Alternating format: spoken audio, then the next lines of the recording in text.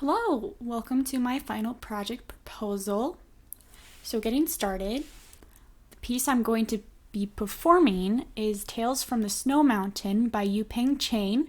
It is from the video game Genshin Impact, and as you can see here in my slides, I have visuals from the video game. You can see it's a very snowy landscape, and you can deduce that from the title.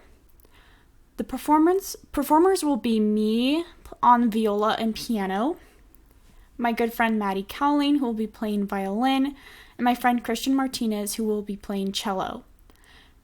The film will be directed by Gigi DeBell.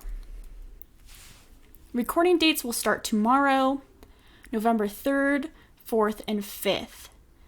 We will be filming the video in the Rick's Gardens and the Snow Recital Hall.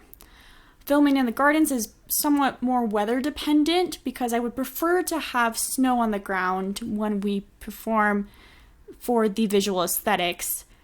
We will be filming approximately the second week of November, and our costumes will be formal wear in cool colors, so black or white or blue, so anything nice.